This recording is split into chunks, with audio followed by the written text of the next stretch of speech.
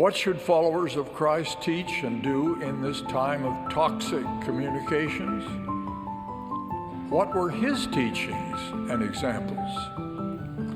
It is significant that among the first principles Jesus taught when he appeared to the Nephites was to avoid contention.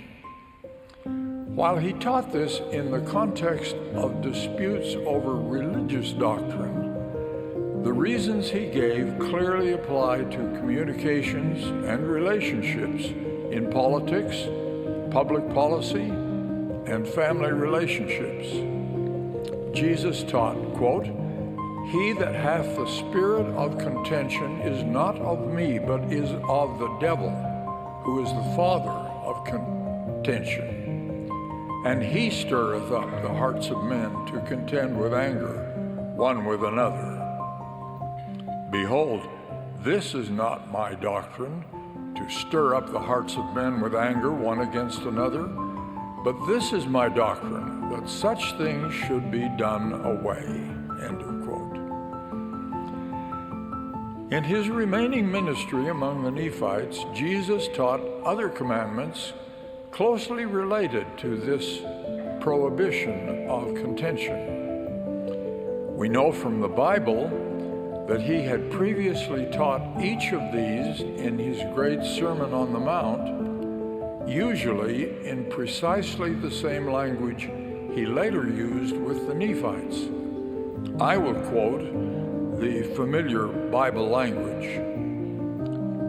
"Love your enemies, bless them that curse you, do good to them that hate you, and pray for them which despitefully use you and persecute you." This is one of Christ's best-known commandments, most revolutionary and most difficult to follow.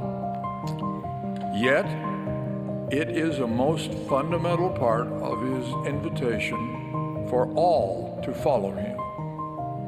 As President David O. McKay taught, there is no better way to manifest love for God than to show an unselfish love for one's fellow men. Here is another fundamental teaching by him who is our role model. "Blessed are the peacemakers, for they shall be called the children of God." Peacemakers. How it would change personal relationships if followers of Christ would forego harsh and hurtful words in all their communications. In General Conference last year, President Russell M. Nelson gave us these challenges.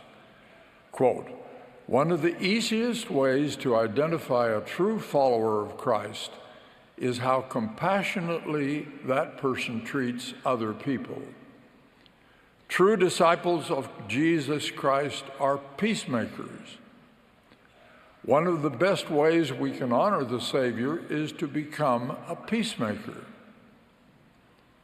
Concluding his teachings, contention is a choice. Peacemaking is a choice. You have your agency to choose contention or reconciliation. I urge you to choose to be a peacemaker now and always. End of quote.